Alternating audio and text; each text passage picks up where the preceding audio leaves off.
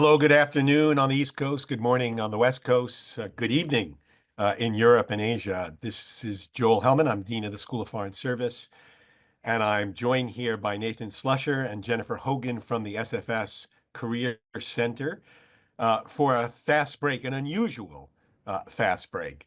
I'll be honest with you, this is a fast break that none of us would hope to have.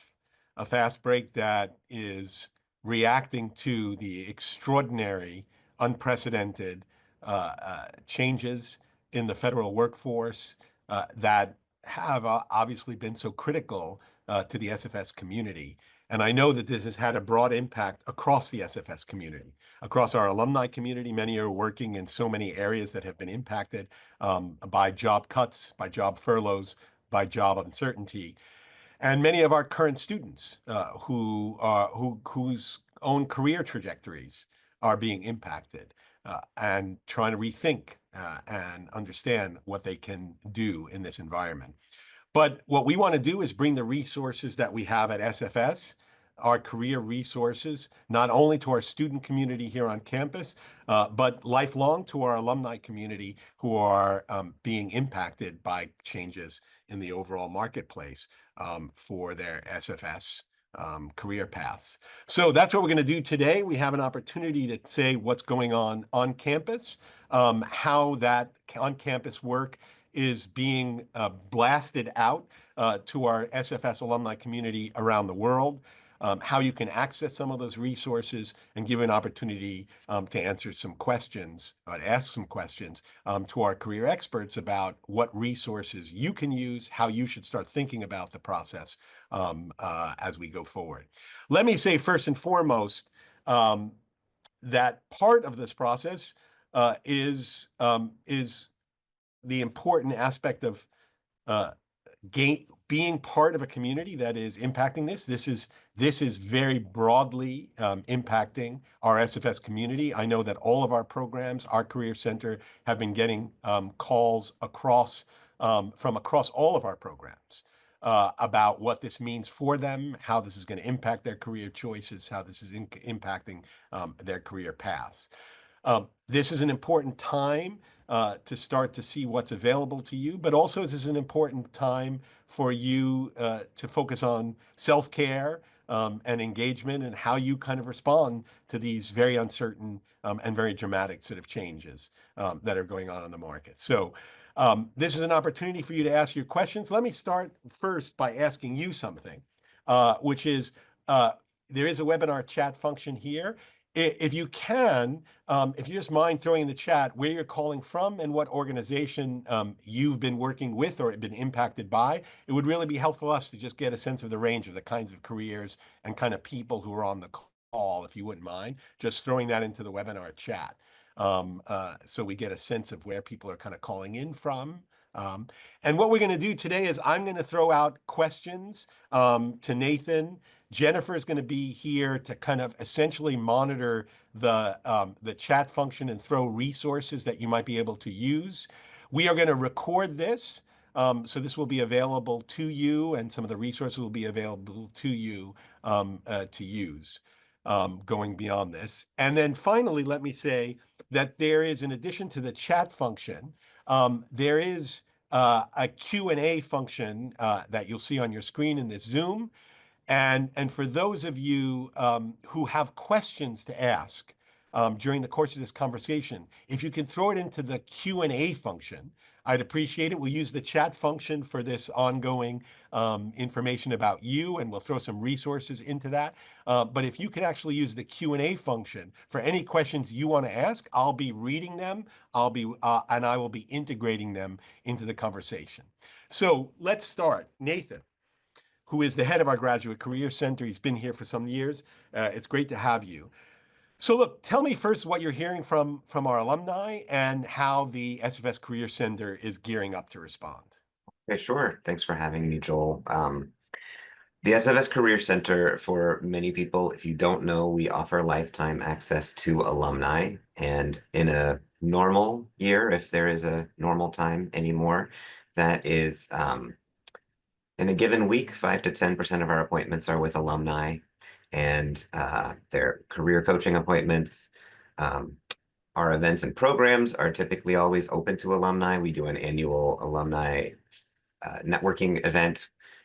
So generally speaking, we are set and open for business for alumni. That said, at this very challenging time for so many of our alumni, we are really trying to expand access to our services. So I'll say first, what we're hearing from the alumni that we're meeting with through the existing channels right now, I don't think anybody on the call would be surprised. It's a mix of people from across the board, the U.S. aid folks who have been hit particularly hard right off the bat. But we're hearing from people who are in other aspects, even people who work in intelligence careers, the surprise angle of how that's impacting their ability to move forward with a job offer or have something rescinded. So it truly is impacting the entire student and alumni body. So in terms of expanding access, I just wanted to share some of the things that we're working on right now, and Jen is here ready to share some things in the chat. The first is just to make you aware, we have a full-time coaching team, and so alumni traditionally schedule appointments through our Handshake platform, and I'll have more information about that in a second. To meet with these coaches, we are rapidly filling up with appointments with our students and alumni and are currently booked out for the next several weeks into spring break and the week after. And we rely on a group of industry advisors. They are on contract with us. Generally, they support students who are ready to do a deep dive into something industry specific. These folks they have careers, day jobs in the world, or previous careers in the world in which our students wish to work. We are operationalizing to leverage these 15 additional coaches and make them available to our alumni. So that is one thing we're doing, is it's just expanding our availability for individual one-on-one coaching, because that's where we see so many people asking for the biggest support right now. Jen, can you drop into the chat the general alumni resources doc, because it has a lot of the things that I'm going to be talking about.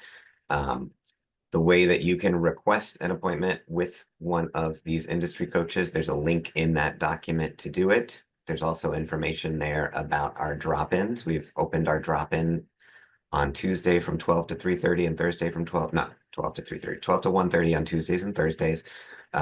Available on Zoom. We've opened those up to alumni as well. Those are 15 minutes in length. They're not entire appointments. They don't substitute for appointments, but we are offering those for quick questions, and we can help point you to resources if you have any questions about the resources that are available. So information in that document is about appointments and drop-ins is there.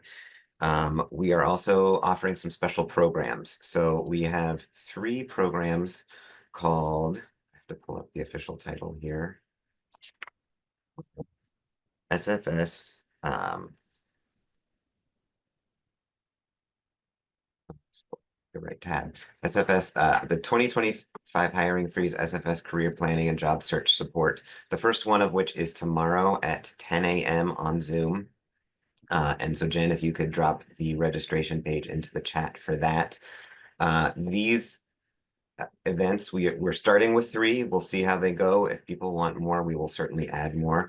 They start with some tangible tips about what you can be doing and should be doing at this time as you are preparing to launch a job search. And then we'll break out into breakout rooms where our industry advisors will join us. And we're trying to keep group sizes between 5 and 10 people, where we're going to do some intentional networking. It's called a reciprocity ring. And it enables you to come into the room with an ask, but also recognize you have something to give to somebody else in the room. So we're doing our best to help the community connect with each other. So we have the first one is tomorrow. We'll have 2 more in March. But before we get to those next 2, we are doing our annual networking event on campus in person on March 14th from 3 to 5 p.m. And Jen, we have a registration page to drop in the chat for that as well. Typically in a given year, Students make up the majority of attendees, and we love when alumni can come and share advice and tips and resources. And if they happen to have opportunities to share with students, that's great. This year, we recognize that the role of the networking event is going to be that a little bit, but very different. It's really about bringing the community together. So we have already, we have this registration page for alumni, and we're already seeing more alumni registering than the students have registered so far. This in-person event has a large Nathan, capacity. Yes. Nathan, I'm going to stop you for 1 second because it seems to me that the things that Jennifer's posting is they weren't going to everyone. They were going to hosts and panelists. Oh, So if I could ask Jennifer to Reposting. repost it. I'm So posting, you don't, so for attendees, so apologize for that. I'm going to post everything right now. So I hear you. Thank you for letting me know. I'm good. on. Okay. So she just so everyone knows in the webinar chat function from now, Jennifer is going to repost the links that Nathan was suggesting, and where is the kind of the kind of permanent site, Nathan, that they can go to look for all of these kind of resources? Is there kind of one key place that they should all look that so that they don't have to kind of just depend upon the chat function?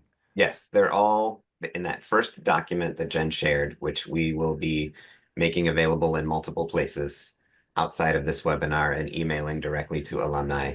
Um, in making resources available to alumni, we quickly discover some of the resources that we have for students cannot be accessed by alumni because they require a Georgetown Net ID. So this document is our attempt at making things as publicly available as possible to alumni without having the barriers of logging into things. That said, Jen, if we could drop now in the chat, we do want to do a survey of you all while you're here because we want to know what else you are thinking you need, how else we can support and mobilize to support you once we get past this big networking event and these other 3 events that we're doing.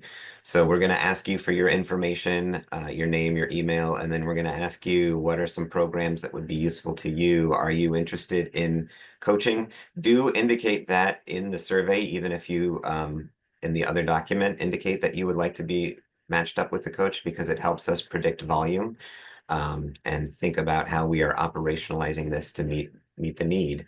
We'll also ask about if you want to join other resources. We have a weekly career bulletin newsletter that we send out.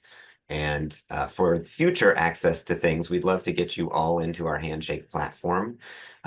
So alumni who graduated after 2017 likely have an account, whether or not you know it, and it's tied to your Georgetown email. So if that is something you no longer access, we can create a new account for you. If you graduated before 2017 or you're just not sure, indicate in the survey and we're happy to create Handshake accounts for you.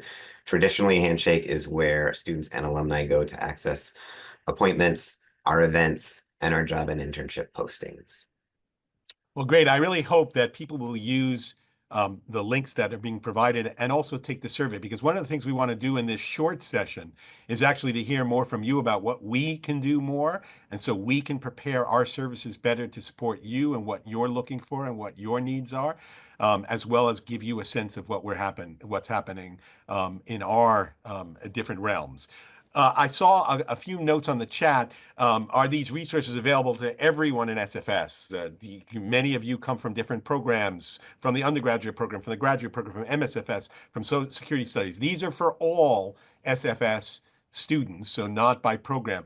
I will say for those MSFS graduates out there, for those security studies program, SSP graduates out there, both of those programs and the Global Human Development Program in the development space, those programs are also doing a lot of events for current students that I know they would be happy to open up to alumni as well from those programs. So in addition to what you're getting from the Career Center, for those of you who come from individual programs, I really do encourage you to reach out to a program directly through their social media sites, and see what they are offering as well for their kind of specific, whether it's development assistance, whether it's in the security platform, because that's another set of resources that are available to you. Now, there are some questions, and I want to start to get at them beyond the resources available to you. And I think one of the most important, that it came very early on, which is, what are the tips for balancing the short-term need to get a job with an income versus the longer-term potential to pivot to work that may be not tied to some of the sources that have been impacted by these job cuts? Nathan, what's your advice on this? Oh, yeah, obviously. I mean, the very first thing that, first, I just want to acknowledge, I think we have to just say this is a very challenging experience for people to be going through, and it brings up a lot of feelings and emotions, and shock, anger, fear, embarrassment, grief. When you are in this heightened state of emotion, it can be very hard to choose a thoughtful action. So part of this is trying to be in a space where you're also able to take care of yourself, so that you can get into the headspace where, if we think of Maslow's hierarchy of needs, your basics are your physiological needs, followed by safety before you can get into your social needs. So the first thing is taking care of yourself and doing an assessment of your financial situation. If you need an immediate job to help pay the bills, there's absolutely nothing wrong with doing that. And that is a part of your journey and brings no shame or grief. And thinking of it as a temporary solution to get you to that next step is absolutely appropriate. If you have a cushion and you have some extra time beyond just that job, this is the great time right now, is to do some reflection. You don't want to just jump in. There's this feeling, I got to jump in and I got to find a job right away. You want to jump into this larger job search without taking some time to think and think about the previous work experiences that you've had. What are some of the skills that you are strongest in using? What are some of the experiences and accomplishments that you are most proud of? And doing some exploration of what are some alternatives out there where I can put these to use. We want to be thoughtful in what, if you do want to make a pivot, you want to be thoughtful in the pivot, not just jumping into the next thing that you find available, because it might not be the right decision. So taking the time to do some reflection. If you are in the same boat as your colleagues, your peers, your former classmates, it's great to do this with other people. It can be really hard to reflect on your own. Think about, what are my skills? What are my attributes? What would other people say about me, without having some help? That's what we do in coaching a lot. You don't have to have a formal coach to do that. You can get together with your colleagues and kind of form an accountability group or a job search support group to kind of go through this together. And sometimes if you're not sure about yourself, you ask your peers, what is your perception of me? What do you think are some of my strongest attributes? That can be a really affirming exercise as well. So getting a sense of who you are, your mission, your purpose, the skills that you bring, and how you might want to pivot, and then getting into exploring what are some alternative possibilities. And so in that document that Jen shared, we do have some of the, at least for the people who have been affected primarily here at the beginning, industries tangential to, if you're pivoting from development, for example, you might want to consider other NGOs, you might want to consider consulting, you might want to look into think tanks and research institutes. So we've got some lists of organizations to help just expand your awareness of what is out there. And then the information gathering also involves networking. It involves tapping into other people who can help you expand your information, your knowledge, your awareness about what else is out there. What are these industries like? What are the skills that they're looking for? Do I need to do any upskilling? Do I need to shift how I reflect this experience on my resume for this new industry? And gathering information like that through networking is one of the best things you could do. It also builds community. We know tens of thousands of people right now are impacted, and we know that networking goes both ways. You have something to ask, but you also have something to offer. So don't be afraid to reach out to people you know are impacted as well. You can be great sources of support for each other, and you can share. The theory behind networking is really people in your, if you think in LinkedIn parlance, your first level connections are people that your strong ties, people you engage with regularly, generally have access to all of the same information that you have access to. It's really trying to get beyond this first level connection to those second level connections and even third level connections, or going back in time thinking, these are the people who are my strong ties now in my career, who are some of my weak ties from earlier in my career that I can re-engage. It's getting beyond this first level connection to get new context that gets you new information and helpful information. Nathan, can I ask you on that very point, Yeah.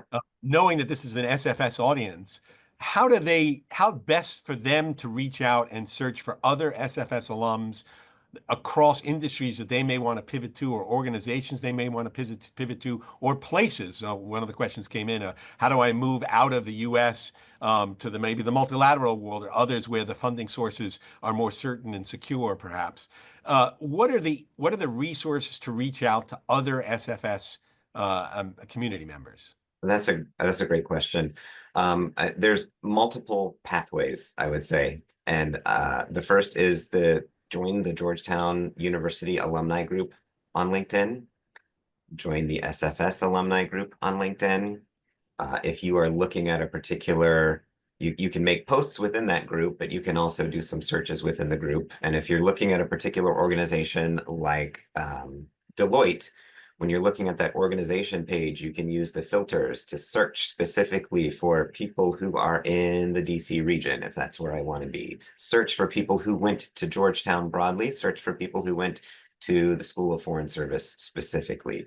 LinkedIn is a fantastic tool to help find these alumni. I would also say your programs are really connected to alumni.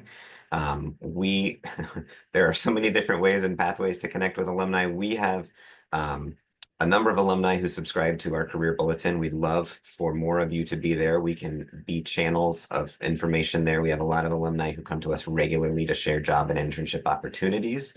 So we have traditionally put those in that channel. If you know people, if you know of opportunities, we have also in that resource doc created an opportunity for you to just directly post it into what is a live spreadsheet that is accessible by students and alumni. Whoever has the link can see what's in there. But the programs in particular, your faculty members, people you were in touch with, great ways to get in touch with SFS alumni. And can you tell me a little bit more, and tell the audience a little bit more about, broader pivots? If you've been working, and I saw in the chat, there are people who've been working in development for 10, 15 or more years. The notion of a pivot is, perhaps a significant kind of challenge, and understanding how to begin that process.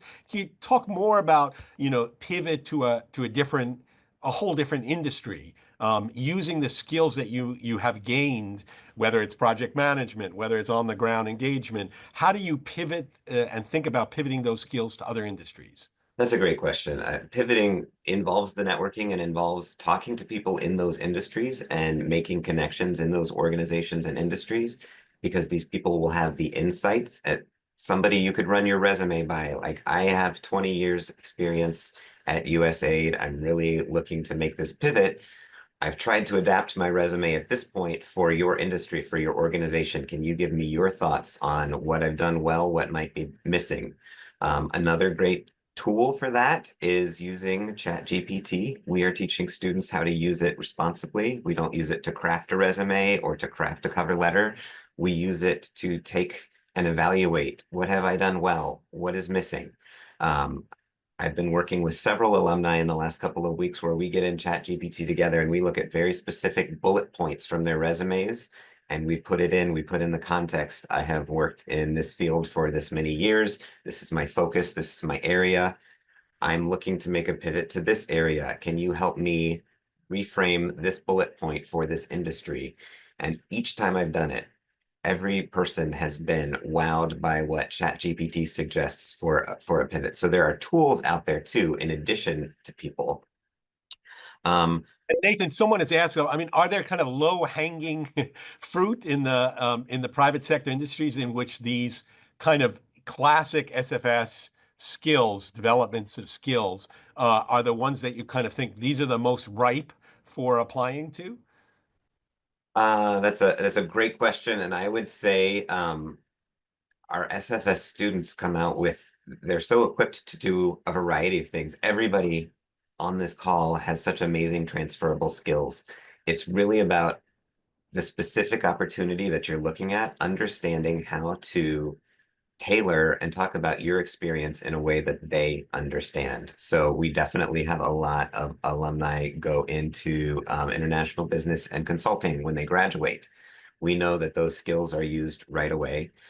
We know there's common parlance for private sector, private security and analyst roles, things like that. But other specific things, we really want to be intentional about the language we're using and having these connections, having people tell us what is helpful, is useful. The act of having somebody in an organization is also so important because you have an internal champion at that organization. If you're applying to a job and you're just doing it through job boards, that's not as effective of a job search as if you were engaging your network. We know traditionally, these times are different, and we've got tens of thousands of people in very specific industries all looking together. The market is saturated. But generally speaking, we know that 70 to 80% of jobs are found through people's networks, not job boards alone. Job boards are useful for knowing who is hiring and what they are hiring for. But if you have an internal champion of that organization, it's also great to have somebody else say, I have Joel's resume. I know he applied for that job. I'm going to make sure it gets to the recruiter or to the hiring manager. It's a great, it's thinking about the hiring manager or the recruiter and the natural biases that any of us have. We think about in-group bias. If you are making a pivot to a new industry or to a new function or to both, it's going to be a harder sell. So having that information helps you update your information so that you can speak in insider parlance, and having a champion within the organization helps you seem like you're already part of the in-group. So those are some strategies that we commonly talk about. Okay, I'm also want to let you know that some individuals on the call have been posting resources that we're going to be reposting That's for wonderful. different career pages and others through their organizations. And I really do appreciate those on the call who themselves have resources that they can offer. Just throw them in the chat to hosts and panelists, and we will throw them back out to everyone and make them available to everyone on the call. That's such a great example of why the SFS alumni community is like the best alumni community that I have ever experienced and worked with.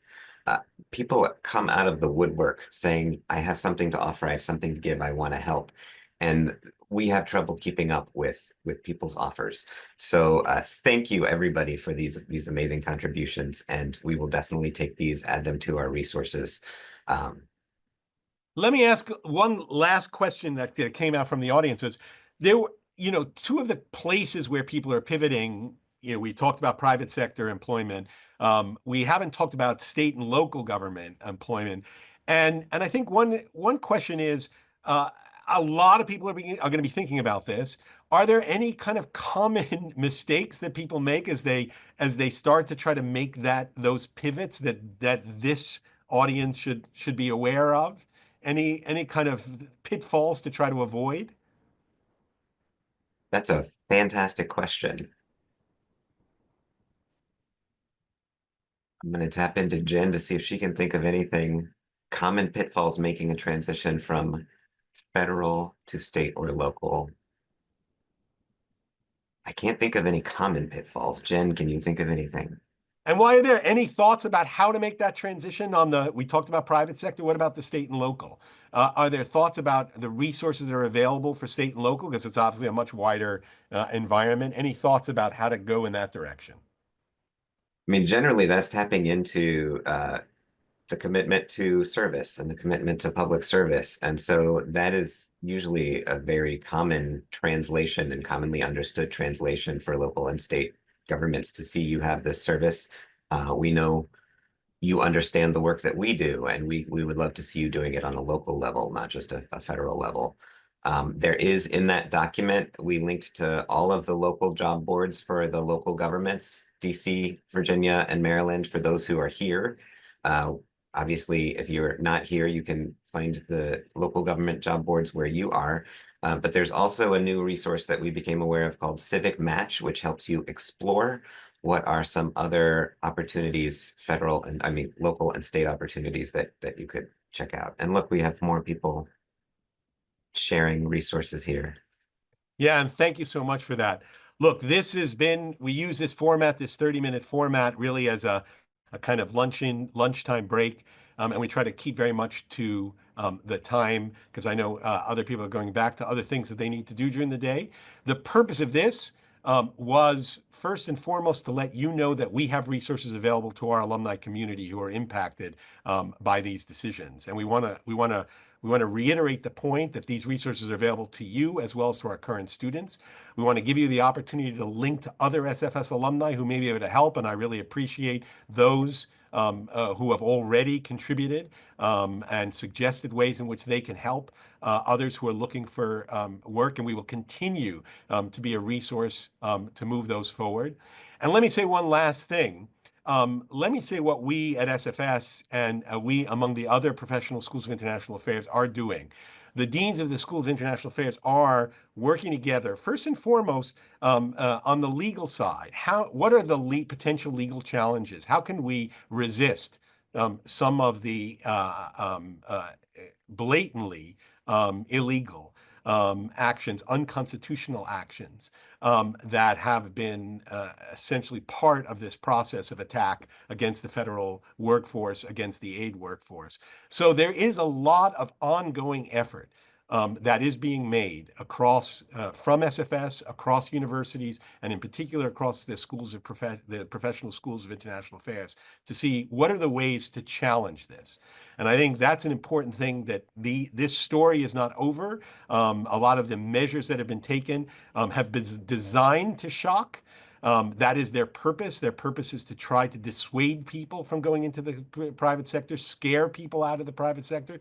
Someone asked, this horrific aspect of shaming and dehumanizing and belittling people in the public sector is part of an overall strategy, I think, to push people out, to have people voluntarily choose to leave.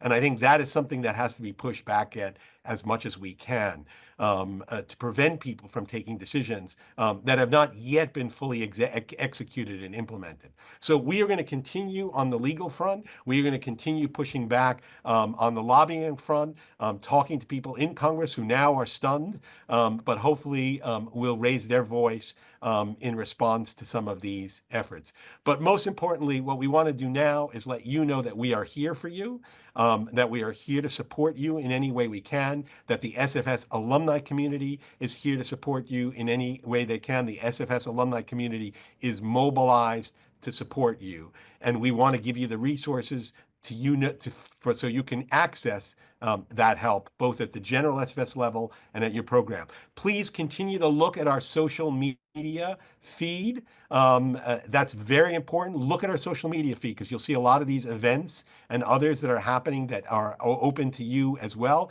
You'll also sort of see the efforts that we have to push back, and our efforts to try to steal our community, so that we aren't preemptively folding in our commitment to engage in the public sector, to engage in development, to engage in diplomacy, to engage in security, which is what our school was created for over 100 years ago. So we will continue to fight this fight along with you. We hope we can support you in this very, very challenging time. And we will continue. Please let us know how we can help you going forward. With that, thank you for joining us. I really appreciate it. And I hope that we continue to maintain dialogue with you and with Nathan and Jennifer and the Career Center. Thank you for joining us. We hope to see many of you maybe in some of our in-person events, if you can make it, and some of our Zoom events. And we will keep the conversation going as best we can in this very uncertain and challenging time. Stay in it, stay engaged, and we hope to be with you as we go forward. Take care now. Thank you. So